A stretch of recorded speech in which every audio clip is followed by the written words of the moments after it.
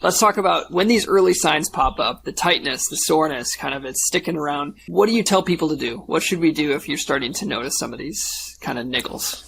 This is where we go back to, okay, what has happened at the time of the injury to try and investigate what we do moving forward, because it will all depend on the runner. It'll depend on where they are in their training cycle, what they did, up to, 2 to 3 weeks beforehand that could have led to the injury.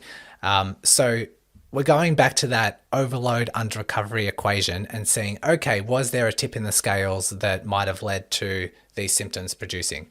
And in most cases, the vast majority of cases, there's been some overload. So they've said, oh, okay, well, I've run the same mileage, but I've moved house and where I live now is just really hilly.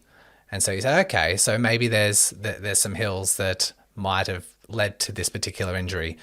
Is there somewhere you can go where it's flat? And so we might be the same as keeping the mileage, but just taking away the hills and then just reintroducing the hills a bit more gradually next time. It might be speed, it might be distance, it might like any sort of component in there.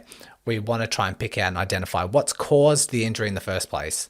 Because depending on how long they've had it for and the injury severity, these guidelines will change. But it could be as simple as identifying the cause, modifying that particular trait or whatever we've identified, and then just slowly building up from there. And sometimes that's all that's required. If it's a minimal symptom, if it's like very mild symptoms, if they haven't had it for very long, sometimes that adjustment is all that's needed. We just adjust the dials here and there. We're not just flicking something down to zero. It's just a mild adjustment and then they're okay. And sometimes I've just seen that. I've jumped on a chat with someone and said, how about you just dial back your speed for 2 weeks and then just dial it back up when things start feeling better again. That's all that's required.